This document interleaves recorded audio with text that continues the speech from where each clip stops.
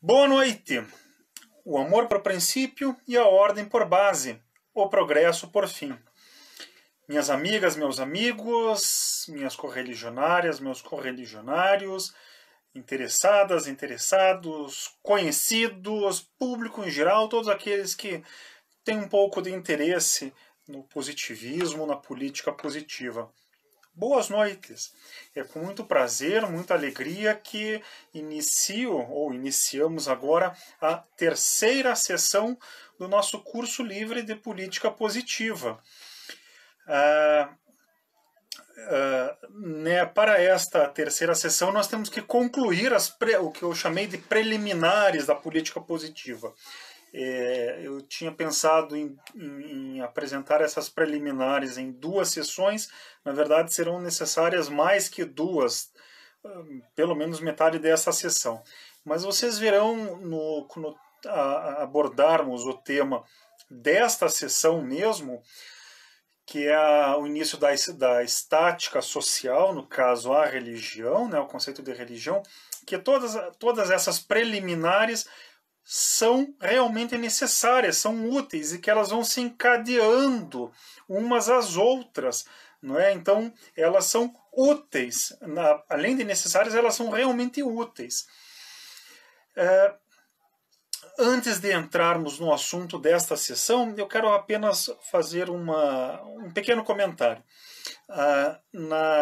Entre os comentários feitos pelos nossos assistentes, pelo nosso público que assiste aqui a esta aula ao vivo, que assistiu à aula da semana passada, não é? Tivemos uma dúvida do Gabriel de Henrique.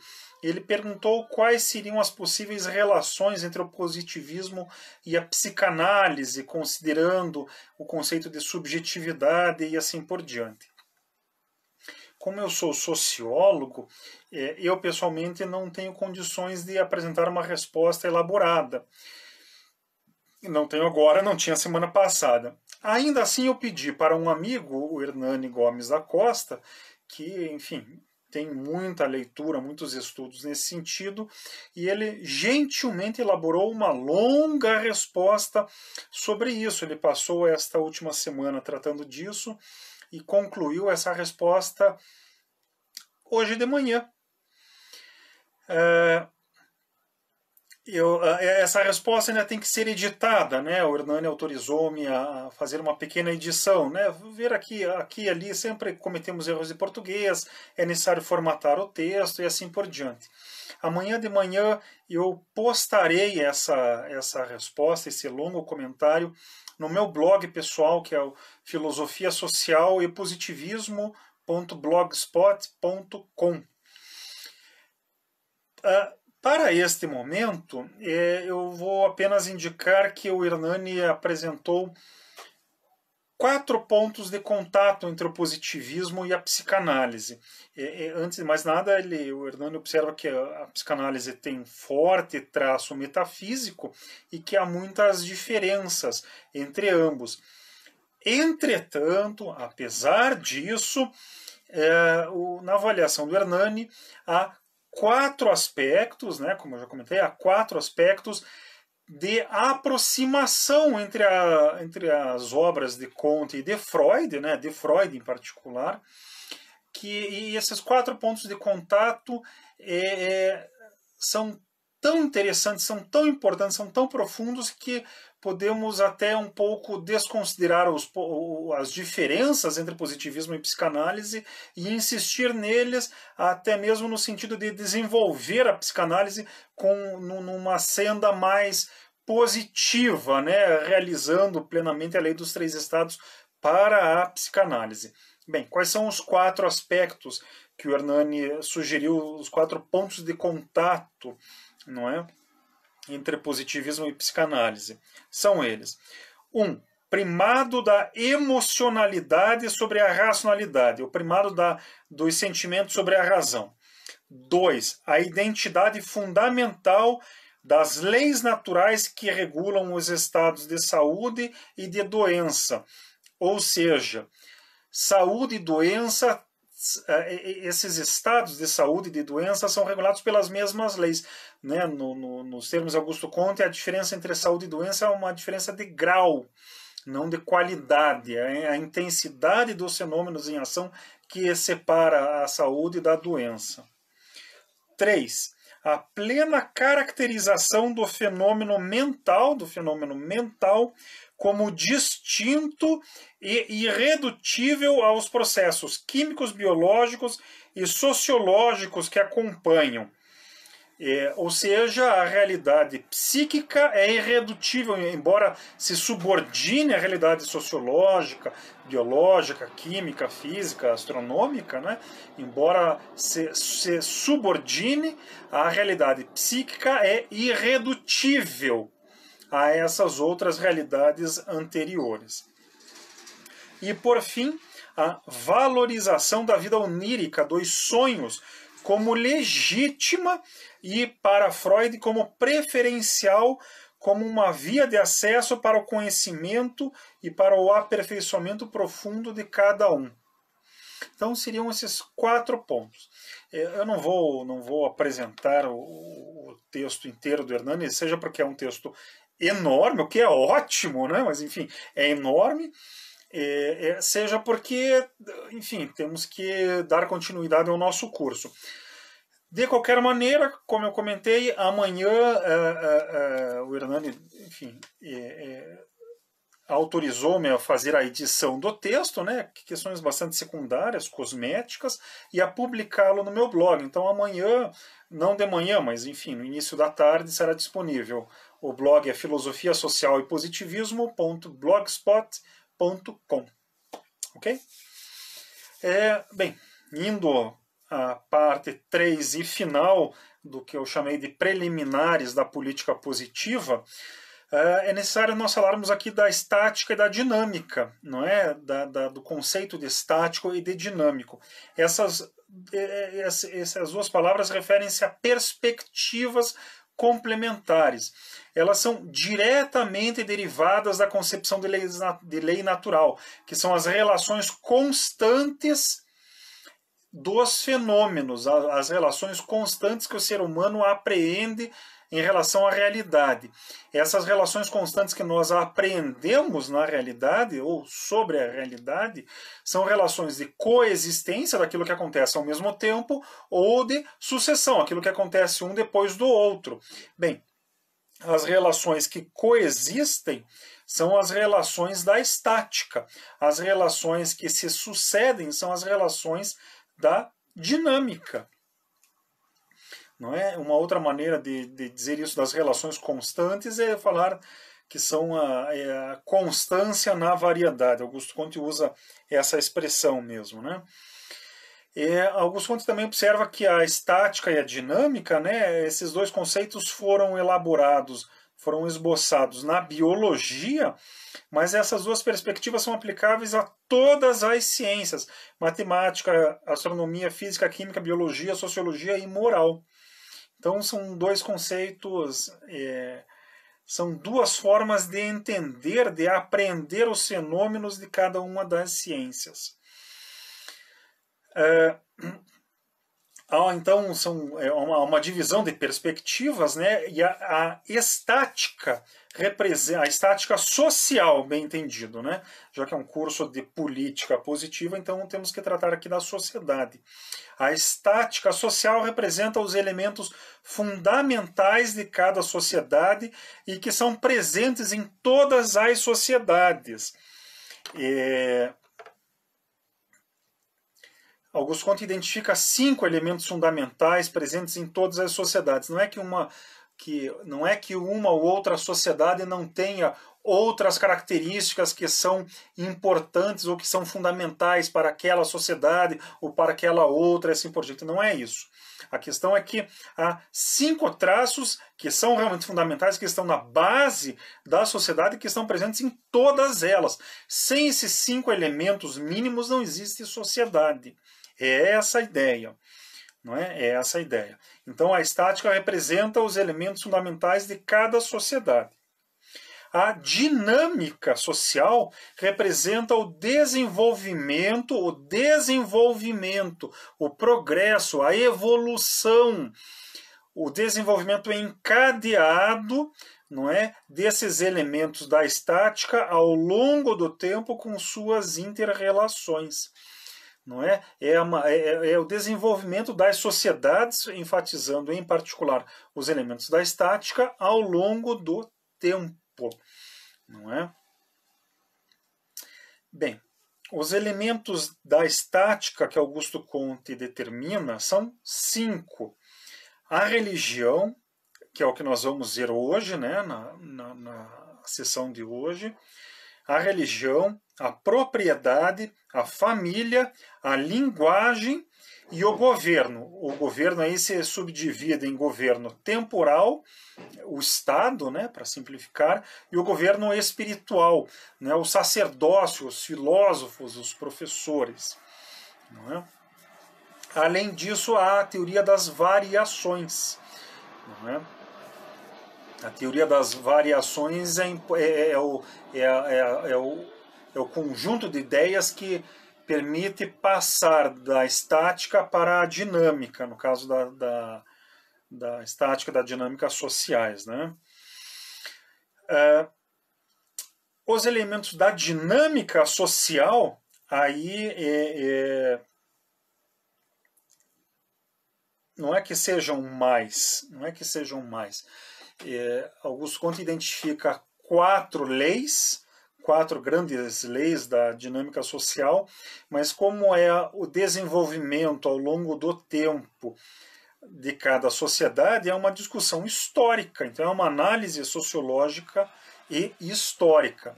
Bem, as 3 leis dos 3 estados, a lei dos 3 estados intelectual, a lei dos 3 estados afetiva, a lei dos 3 estados prática.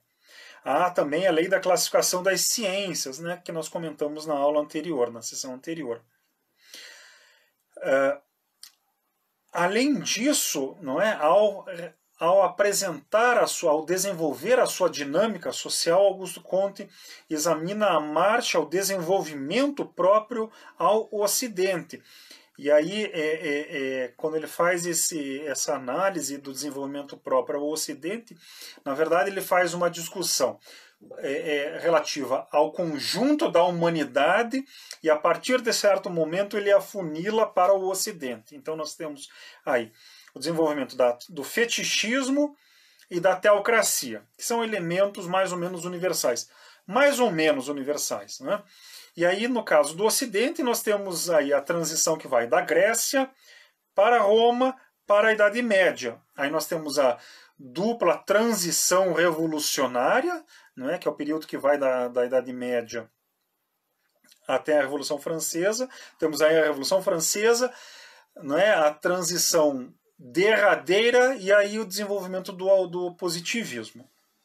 Então, isso aí corresponde à dinâmica social.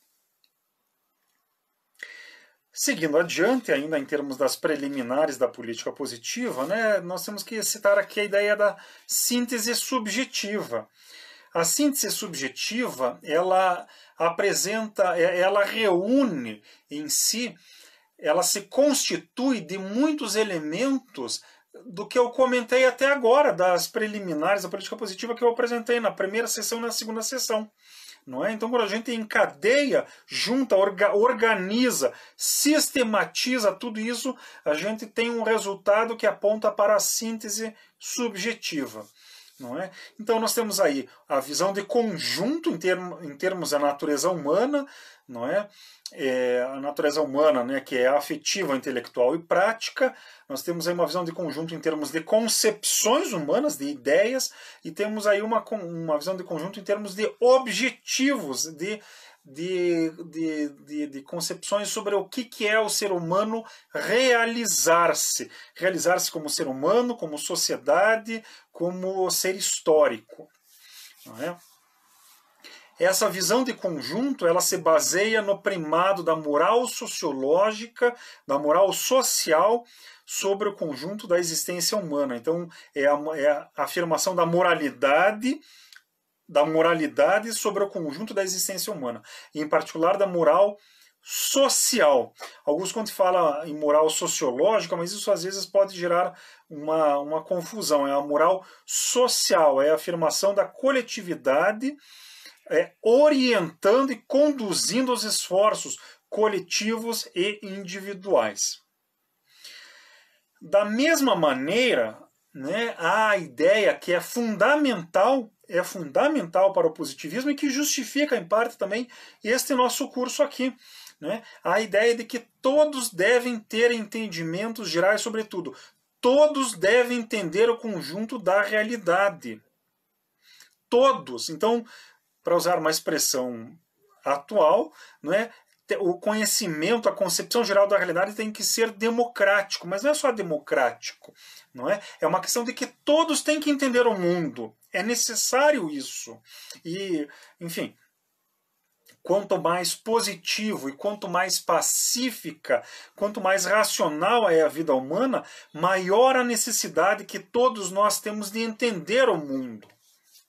Cada vez mais.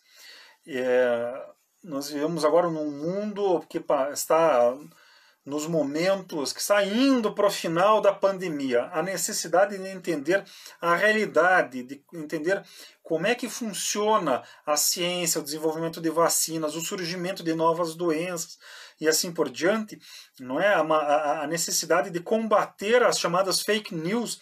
Isso tudo deixa claro como realmente é necessário que todos tenham conhecimentos gerais sobre tudo. Isso é realmente necessário.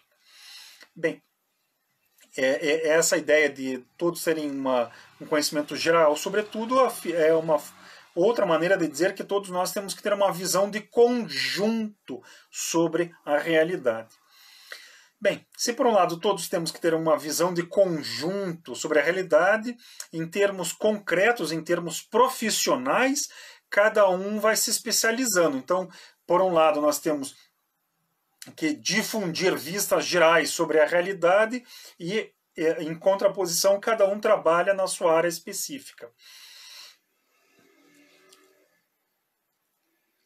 A visão de conjunto ela é necessária para que o trabalho específico de cada um não se torne um trabalho mesquinho, amesquinhante, amesquinhizador, não existe, né? Mas para que as pessoas não se tornem alienadas e para que não se tornem mesquinhas em relação aos outros. Então a visão de conjunto é o que garante, é o que dá o caráter cidadão para os esforços individuais, o que permite o caráter social dos esforços individuais. Bem, indo adiante, né, o método subjetivo, né, a síntese subjetiva, ela consiste na subordinação da inteligência à afetividade e na subordinação também da inteligência à atividade prática, às ações, não é? Ao que é útil. Bem, isso em particular significa que a ciência, por exemplo, tem que ser útil, mas útil não é só desenvolver tecnologias, não é virar coisas que a gente pega. A utilidade da ciência também se dá pela elaboração de uma visão de conjunto, né? Também se dá pelo caráter filosófico que se baseia na ciência, né? E essa relação, essa subordinação da inteligência à afetividade e também à atividade prática, exige relações íntimas entre a simpatia, né, entre o conjunto dos afetos mesmos, né, dos bons sentimentos, da síntese, né? Retomamos aqui, né? O sinal está fraco, eu tive que encerrar a transmissão anterior e retomá-la. Não é? Mas, enfim, a subordinação da inteligência à afetividade e à atividade prática implica as relações íntimas entre simpatia, síntese e sinergia. Bem, a síntese subjetiva, né, ela propõe concepções que explicam e regulam o conjunto das realidades humanas, né, porque temos aí a realidade humana individual e a realidade humana coletiva, né? Então a síntese subjetiva explica e regula as realidades humanas e também a realidade cósmica, não é? Uma consequência disso tudo que eu falei até agora é que a síntese subjetiva afirma a preponderância normal das ciências superiores, a sociologia e a moral, sobre as ciências inferiores, não é? A matemática, a astronomia, a física, a química e a biologia. A preponderância das ciências superiores sobre as ciências inferiores é uma preponderância moral, teórica, de concepções, de valores, de métodos também, né? De métodos e de doutrinas. Mas, de um ponto de vista objetivo, então é uma preponderância subjetiva. O que não quer dizer que seja algo secundário, né? Mas, de um ponto de vista objetivo, os fenômenos mais nobres subordinam-se aos mais grosseiros. Quer dizer que as ciências superiores precisam da base cósmica para se realizarem, da base cósmica das ciências inferiores. Não é aquele negócio. O indivíduo só existe se viver numa sociedade. Então existe uma base social para os indivíduos. Cada sociedade só existe porque é uma coletividade. E essa coletividade só existe porque antes é uma coletividade animal. Né? Como animal nós dependemos do ambiente, etc, etc, etc. Né? Então os fenômenos mais nobres subordinam-se aos mais grosseiros. Isso estabelece naturalmente o que hoje em dia virou moda falar de multi e transdisciplinaridade. Então o positivismo é necessariamente, obrigatoriamente multidisciplinar e transdisciplinar. Em particular, o método subjetivo, a síntese subjetiva, afirmam a transdisciplinaridade. Não é? É necessário notar que o altruísmo e o egoísmo são inatos, eles são naturais, eles existem aqui na nossa cabeça, tem uma base genética, se quiserem, não é? Mas o altruísmo é mais fraco e o desenvolvimento do altruísmo, né, da paz, da indústria, da ciência, o desenvolvimento, né, das melhores características humanas exigem ao longo do tempo um emprego constante e permanente de todos os recursos sociais individuais para a afirmação do altruísmo. Bem, o altruísmo, a paz, a ciência surgiram ao longo do desenvolvimento histórico, por causa do desenvolvimento histórico. Isso não tinha como ser diferente. E, ao mesmo tempo, como o altruísmo é mais fraco que o egoísmo, é necessário o ser humano sempre envidar todos os esforços possíveis para afirmar, reafirmar, manter o altruísmo. Aquilo que nos desvia disso é imoral. Aquilo que enfraquece o altruísmo é imoral. Enfraquecer o altruísmo não é satisfazer o egoísmo. São coisas diferentes, né? Quando eu como, eu estou satisfazendo, por definição, o egoísmo. Mas a questão é que eu posso comer esbanjando, eu posso comer para humilhar os outros, ou eu posso comer de maneira, na medida certa, eu posso comer dividindo a comida, eu posso comer de maneira a preservar o ambiente, assim por diante. Então, satisfazer o egoísmo não é minar o altruísmo, são coisas diferentes. De qualquer maneira, então, reafirmando, tudo aquilo que atrapalha, mina, dificulta o altruísmo é imoral. E isso é sempre importante ter presente na cabeça, né? E ter em mente. Bem, aí nós temos a unidade da ciência, que é estabelecida subjetivamente. A ciência, na verdade, são as ciências, e se nós falamos em uma unidade da ciência, ela é estabelecida subjetivamente por meio da filosofia, de um procedimento filosófico, não é? E isso, por outro lado, consiste também em afirmar a multiplicidade e autonomia das ciências. É o que nós comentamos na sessão anterior. O método subjetivo, né, com base na definição de moralidade, estabelece não apenas o que se pode conhecer e fazer, mas, acima de tudo, o que se deve fazer ou não fazer, não é? Eu estou acelerando aqui porque ainda temos bastante coisa para falar e temos que, enfim, vencer aqui o nosso programa de hoje, né? Bem, passando agora ao conceito de estado normal. O estado normal consiste em uma idealização, não é? Essa idealização considera equilíbrios dinâmicos da natureza humana, né? Equilíbrios dinâmicos individuais e equilíbrios coletivos. E isso de equilíbrios dinâmicos significa que o que é um equilíbrio dinâmico? O equilíbrio dinâmico é a busca incessante de chegar a um equilíbrio. O ser humano varia permanentemente, não é, ao longo do tempo, não é? Varia internamente como indivíduo e varia externamente como sociedade. Nessas variações nós temos que buscar sempre o equilíbrio. Quando nós encontramos, mas essa busca do equilíbrio tende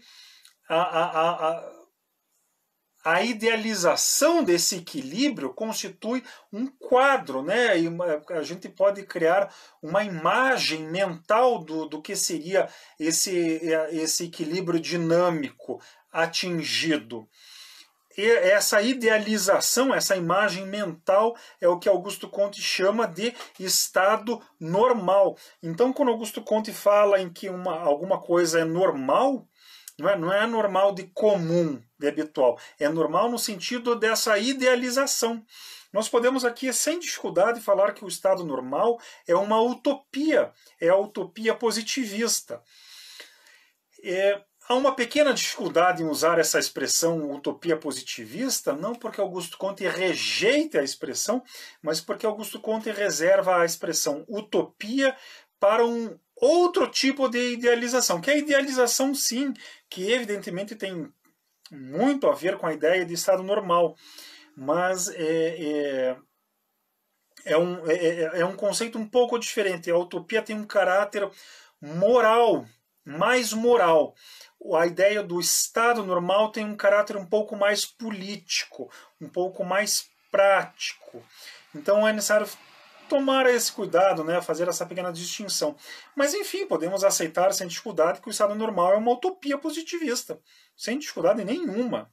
Não é?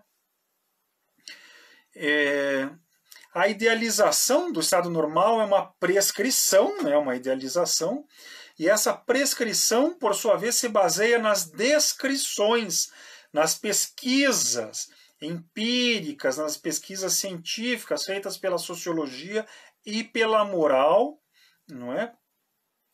E essa prescrição também se baseia, ela se realiza por meio da síntese subjetiva. Eu falei aqui em equilíbrios dinâmicos da natureza humana, né? Esses equilíbrios dinâmicos, eles mantêm os três elementos da natureza humana: os sentimentos, a inteligência e a atividade.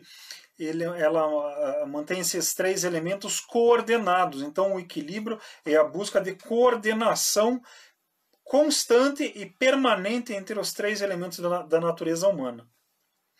Não é? Então, não é uma questão de manter um equilíbrio estático, tudo parado, ou com mudanças muito pequenas e muito lentas, tão lentas que parece que tudo está parado ao longo do tempo. Não. É permitir as mudanças, evidentemente, né? Mas ir ajustando essas mudanças ao longo do tempo. Claro, também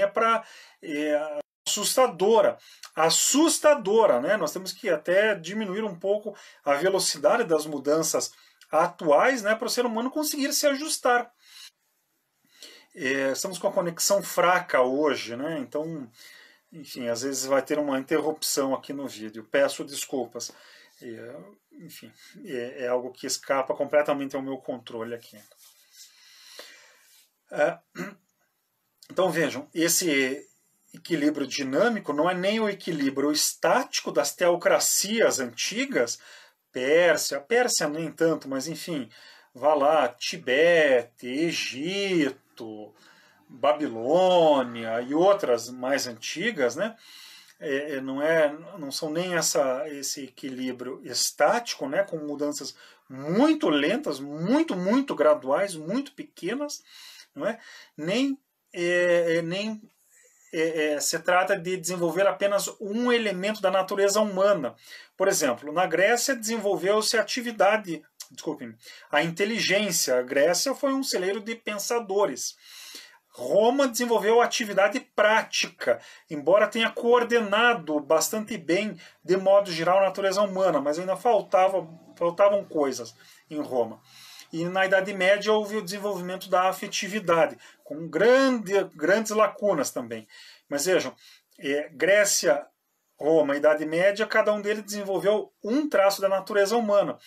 O equilíbrio dinâmico que o positivismo propõe-se a realizar considera que há mudanças constantes, não é, nos 3 traços da natureza humana, e que os 3 traços da natureza humana se desenvolvem, se modificam, não é? Tem que ir se desenvolvendo de maneira conjunta ao longo do tempo. Não é? Então, não é mais para ficar muito parado, nem desenvolver demais apenas um elemento. É agora o momento de coordenarmos, não é, a natureza humana.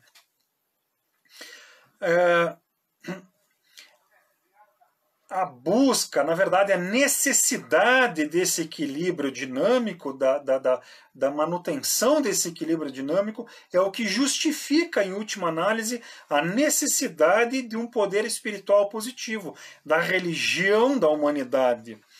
Bem, essas considerações que eu estou fazendo, vejam, podem parecer abstratas, uma sociologia bastante abstrata, considerações morais também abstratas, mas vejam, agora quando eu disse que a busca e a manutenção do equilíbrio dinâmico é o que justifica a religião da humanidade, eu estou aí afirmando uma necessidade prática, uma necessidade política. Então vejam, a partir daí começa a ficar bastante claro, não é, o caráter político da religião da humanidade, político num sentido amplo, não é política de gabinete, de parlamento ou de parlamentarismo, não é nada disso. É de político no sentido de organização da atividade humana, das relações humanas, não é? Augusto Conte usa uma metáfora bem interessante da reta assintótica. A assíntota é uma reta, não é? É uma reta vertical, horizontal, e há uma curva que se aproxima cada vez mais da reta assintótica, né? Se aproxima cada vez mais da reta assintótica, sem nunca chegar sem chegar a encostar na reta.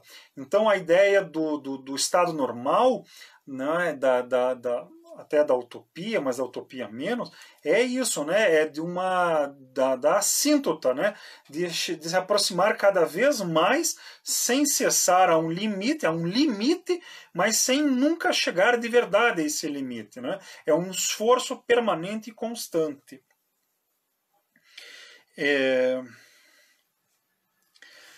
Bem, com isso nós concluímos a parte das preliminares à política positiva.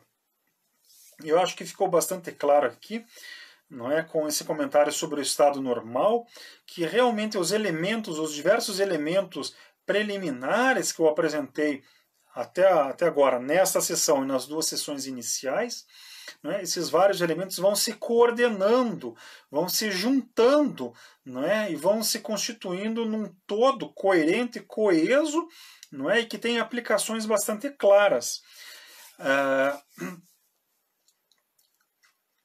Como eu disse na primeira sessão, eu poderia apresentar ainda várias outras preliminares, vários outros elementos, mas, enfim, o objetivo daqui também não é esgotar o nosso curso em preliminares, mas apresentar elementos específicos por si sós. Dito isso, o primeiro elemento que eu quero comentar da estática social na sessão de hoje é a religião. E vocês vão ver com muita clareza que a ideia de religião no positivismo, ela incorpora ou antes ela desenvolve todos os elementos das preliminares à política positiva que nós apresentamos aqui. Todos eles, na verdade, o que funda, o que coordena, o que justifica, né, o que reúne tudo isso é a ideia de religião. Isso, por um lado, vai me levar a algumas repetições, mas eu procurarei não repetir. Não é? Naquilo que eu não repetir, eu acho que vai ficar claro que são elementos que já foram apresentados na forma das preliminares. Bem, como eu comentei agora há pouco, Augusto Comte divide a sociologia, né, a política, em estática social e dinâmica social. A estática sempre precede a dinâmica, não é? A ordem precede o progresso. É necessário conhecer a ordem para conhecermos a ordem e aí entendermos qual é e qual pode ser o progresso. Bem, se a estática precede a dinâmica, então nós temos que começar pela estática. E o primeiro elemento da estática é a religião. Bem, questão fundamental. Eu falei até agora em ciências, escala enciclopédica, em ciência da sociologia, ciência da moral e assim por diante. Como é que eu posso falar aqui em religião da humanidade? Então, vamos falar aqui em deuses, em divindades? Não.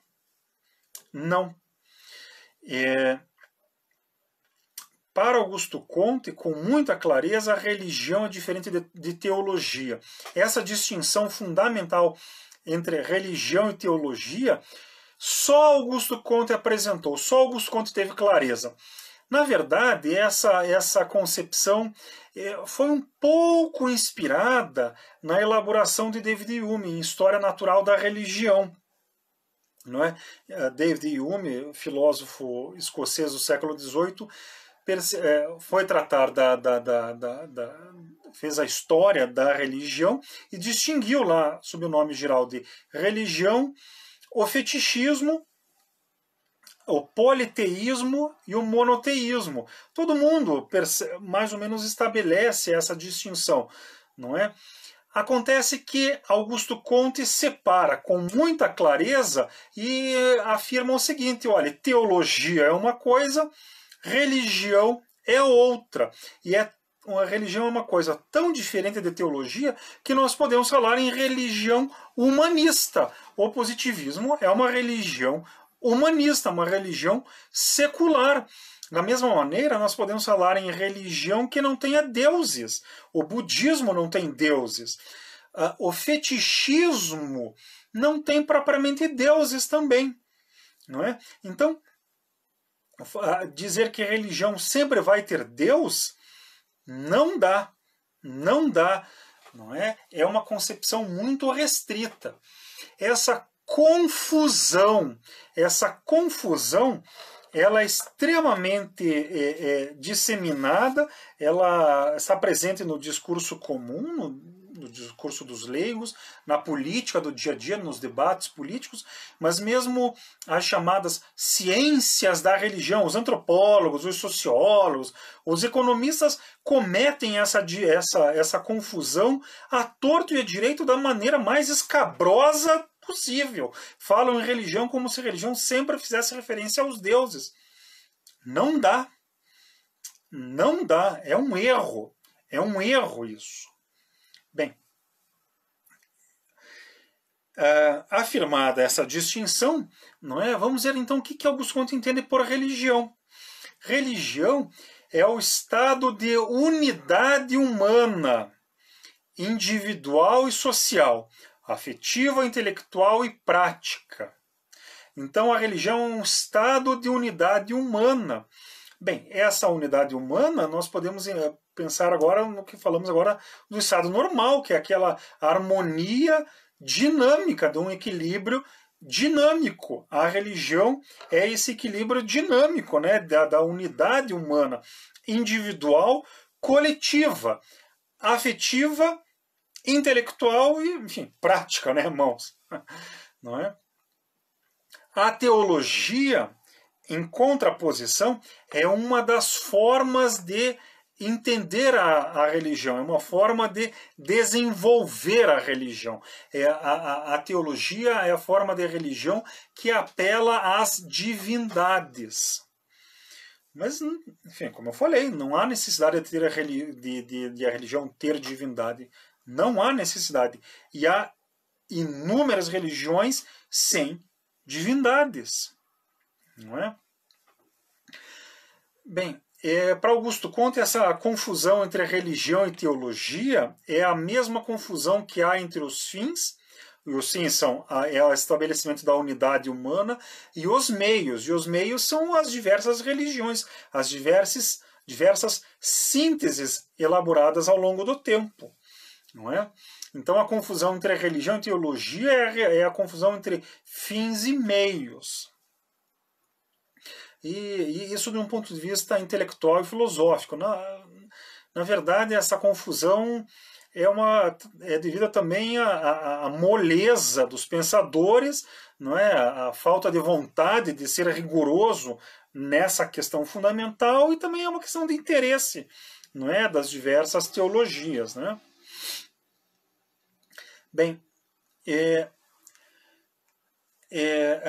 a ideia de estado normal que nós citamos agora, não é, de síntese subjetiva, essas concepções são os elementos intelectuais, não é, daquela totalidade maior que é dada pela religião.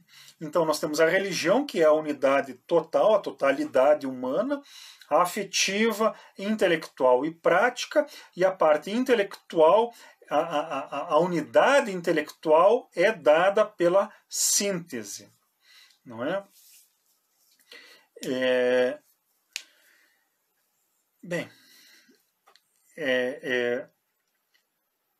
eu fiz aqui alguns comentários sobre religiões, sobre teologia, sobre questões da política do dia a dia. É necessário notar que falar em religião é importante no âmbito do positivismo, porque como a religião regula o conjunto da existência humana e na existência humana está a atividade prática, a religião trata também da política. Então, é necessário, de qualquer maneira, falar em religião para falarmos de política positiva. Não tem como escapar. Não faz sentido, na verdade, falar-se de política positiva sem se falar em religião. Na verdade, não faz sentido falar em política de qualquer maneira sem pensarmos em religião. Sem pensarmos em religião nos termos de Augusto Comte, nos termos positivistas. Bem entendido, não é? Augusto Comte usa ali algumas expressões, né, que eu quero citar aqui, porque são expressões que eu achei muito bonitas, belas mesmo, né? Ele afirma que a religião é um consenso da alma. A alma é o conjunto dos atributos, dos elementos da natureza humana, né? Então, a religião é um consenso da alma humana, né? Do conjunto do ser humano. E no capítulo 1º do volume 2º da Política Positiva, né, que é o capítulo em que Augusto Comte trata da religião, da teoria da religião, ele faz uma belíssima retrospectiva histórica das variedades de religião. Ele fala que as religiões foram espontâneas, depois inspiradas, depois reveladas e, por fim, demonstrada. Então, ele usa essa forma de elaboração mental, não é, para se referir ao fetichismo, ao politeísmo, ao monoteísmo e ao positivismo. Né? Eu achei realmente bonita essa passagem. o início dos livros, dos volumes de Augusto Comte, no início ele usa expressões realmente belíssimas, com um poder assustador de síntese. São mesmo belas, não é, de um ponto de vista poético, e poderosas e profundas e densas de um ponto de vista intelectual. É impressionante isso. Bem, como eu comentei antes, né, a noção de religião regula e une efetivamente as existências individual e coletiva. Enfim, é algo que eu comentei na sessão anterior, não é? Como a religião une e regula a existência individual e a existência coletiva, não faz sentido, né, para o positivismo uma oposição absoluta, radical, dura, intransponível entre indivíduo e sociedade. Não faz sentido, não é? Bem, a ligação entre sociedade e indivíduo por meio da religião ocorre por meio das duas funções específicas da religião. As duas funções específicas da religião são regrar e religar. Em francês são régler e rallier. Regrar e religar. Então a religião regra o indivíduo, não é? E religa o indivíduo regrado aos demais. Então, cria a unidade individual e, ligando o indivíduo aos demais, constitui, cria, regula a unidade coletiva. Não por acaso, para Augusto Comte, a verdadeira etimologia, a verdadeira origem da palavra religião é o latim religare, que é religar, ligar e religar. O Gabriel de Henrique faz uma observação. Encontram-se muitos paralelos entre positivismo e confucionismo. Sim, sim, sim, sim, sem dúvida alguma. Eu não poderei desenvolver esses paralelos aqui. Eu não vou poder. Não é que eu não queira, eu até desejaria, mas não dá. E não dá porque não estou tratando aqui da teoria moral de Augusto Comte, nós não vamos tratar disso, pelo menos não de maneira aprofundada, e também não vamos tratar de maneira aprofundada do fetichismo, não vamos tratar da maneira aprofundada da China pré-comunista, né? Mas o fato é que, sim, Augusto Comte afirma que o positivismo tem que incorporar o fetichismo. E, bem, o confucionismo é um sistema filosófico, moral, religioso próprio à fetichocracia da China. Não é? Um discípulo de Augusto Comte, o Pierre Laffitte, escreveu, logo alguns anos depois da morte de Augusto Comte, uma avaliação da China, uma avaliação sociológica da China. Quando eu li essa avaliação, eu me convenci. Olha, o confucionismo realmente tem inúmeros pontos de contato com o positivismo e é belíssimo, não é? Aí eu passei a entender e a respeitar muito o confucionismo. É isso mesmo. É isso mesmo. Bem,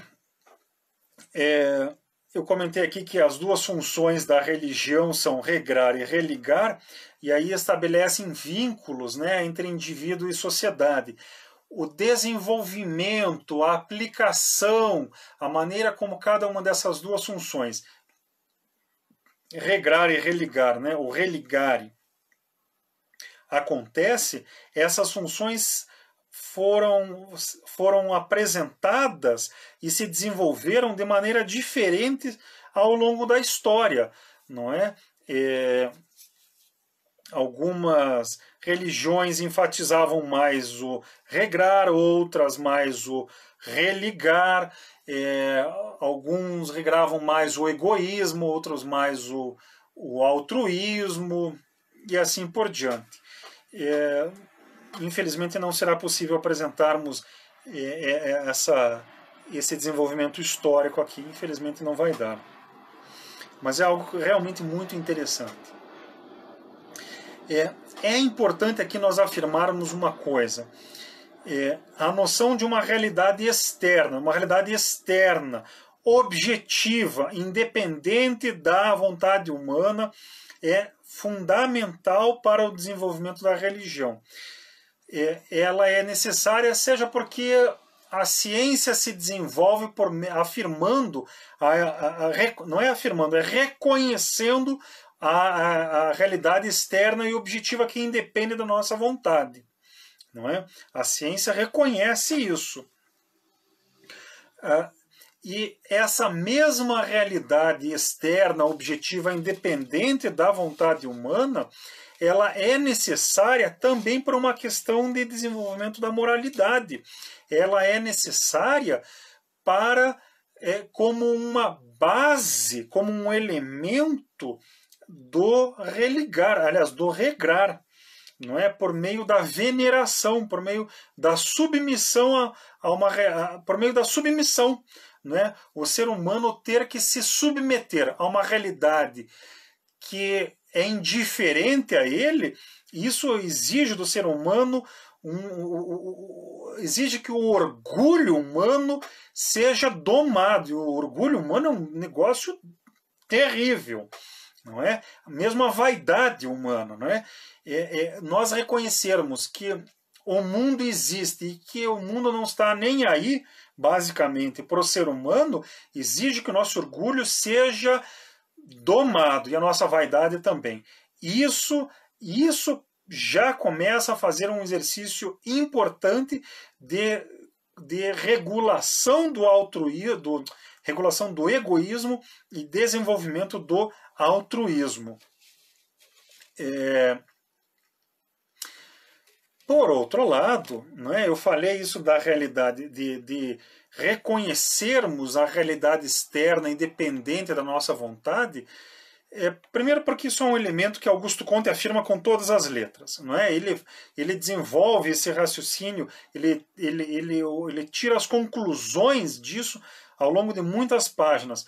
Mas, por outro lado, porque desde há uns 50, na verdade desde há 100 anos, a filosofia ocidental tem se caracterizado pelo pós-modernismo, pelo irracionalismo, por toda uma gama de filosofias que afirmam que não existe realidade objetiva e que tudo é uma construção arbitrária da cabeça humana. Não dá. Isso nega da maneira mais irracional e mais imoral possível algo que existe, não é? Os efeitos daninhos desse irracionalismo, dessa negação da realidade objetiva, nós vimos agora durante a pandemia, né? Estou falando aqui em fins de março de 2022, não é? A pandemia de Covid-19 ainda se mantém, está no fim, mas ainda se mantém, não é? Uma quantidade enorme de pessoas que dizia que a realidade não existe, tiveram que se haver com isso, né? A doença se disseminou, tiveram que tomar uma vacina, independentemente da vontade subjetiva, não é? Então isso não é sem consequências rejeitar a concepção de realidade externa, não é. E como eu disse, como isso atrapalha o altruísmo, dificulta o altruísmo, isso é imoral, não é? Entre outros muitos motivos. O João Machado dá boa noite. Boa noite, João. Seja bem-vindo à nossa sessão. Bem, a afirmação, ou melhor, não é a afirmação, o reconhecimento da realidade objetiva externa, não é? Ela é importante também porque ela é um dos dois elementos, uma das duas bases da harmonia individual. Vamos lá, a religião é regrar e religar. O regrar é para estabelecer a harmonia individual. Bem, a harmonia individual se baseia sobre dois elementos, né? Dois elementos.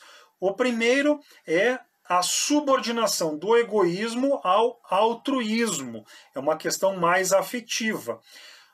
A segunda base, o segundo fundamento, né, da harmonia individual é a preponderância da realidade exterior. É o ser humano ter que se submeter a uma realidade que ele não controla. Não é que o ser humano não modifique a realidade. O ser humano modifica a realidade, mas evidentemente ele modifica. Mas o ser humano somente modifica a realidade após se submeter a essa realidade. Nós somente conseguimos construir usinas hidrelétricas, cavar o canal de Suez, o canal do Panamá, o canal de Corinto, fazer essas obras gigantescas, não é? Construir a usina de Itaipu, de Três Gargantas, lá na China, etc, etc, etc. Nós só conseguimos fazer essas coisas depois do ser humano ter se submetido à realidade objetiva e ter reconhecido quais são as leis naturais, ter aprendido que a mera vontade humana não muda o mundo, não é? E que o mundo opera de determinadas maneiras e que nós temos que respeitar essas determinadas maneiras e que se nós quisermos agir de uma maneira diferente, nós não vamos fazer nada, né? Nós vamos dar com os burros na água. Então, de novo, a harmonia individual se baseia sobre uma base dupla: subordinação do egoísmo ao altruísmo e preponderância da realidade exterior. Não é?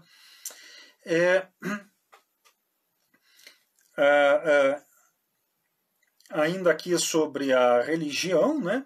A ciência suprema é a moral. É interessante que Augusto Comte, quando trata apresenta a teoria geral da religião, no volume 2 da Política Positiva, no capítulo 1º do volume 2º da Política Positiva, ele afirma ali que ele diz, olha, nós temos que criar uma nova ciência, não é? Que é a ciência da moral, a ciência do ser humano individualmente considerado. Não é? A ciência suprema, a ciência que resume toda a realidade, todas as ciências anteriores, é a moral, é a ciência do homem individualmente considerado. Mas a moralidade positiva, ela se baseia na sociologia. Ela se baseia em considerações sociais, não em considerações individuais. Então vejam, a aplicação da moral é no indivíduo, mas o fundamento filosófico da moralidade é na sociedade, é sociológico. Não é? Bem, essa relação entre ciência suprema, sendo a moral, e a moralidade com caráter sociológico, uma maneira de entender isso é por meio da belíssima fórmula de Augusto Comte, entre o homem, o indivíduo, né? Ou as mulheres, evidentemente, né? Entre o homem e o mundo é necessário a humanidade. Entre o ser humano individualmente tomado e o mundo, o universo, a realidade cósmica, nós precisamos da sociedade, nós precisamos da história, nós precisamos da coletividade, desse esforço subjetivo, incessante, multimilenar, não é? De qualquer maneira, né, a noção de humanidade, a ideia da humanidade, não é o centro da concepção da religião positiva. Não é? Augusto Comte ele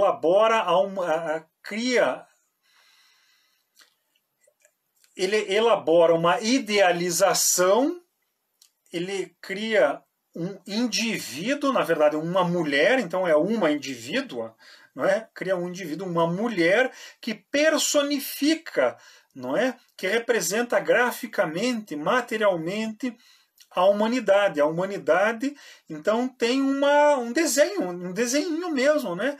E ela personifica o conjunto da existência humana, orientando, consolidando, convergindo, regulando, sintetizando a existência coletiva e individual. subjetiva e objetiva. Bem, ao tratar da religião, da noção de humanidade, Augusto Comte retoma a fórmula famosa, não é? que por vezes aqui no Brasil, por exemplo, é discutida, a fórmula religiosa fundamental do positivismo. O amor por princípio e a ordem por base, o progresso por fim. Amor, ordem e progresso. Como eu sou sociólogo, né, sou cientista político, eu costumo me preocupar mais, considerar mais as questões sociológicas, sociais e políticas. Então eu pessoalmente costumo entender o ordem e o progresso em termos de reação de retrógrados e revolucionários. Eu falei isso com todas as letras, não é?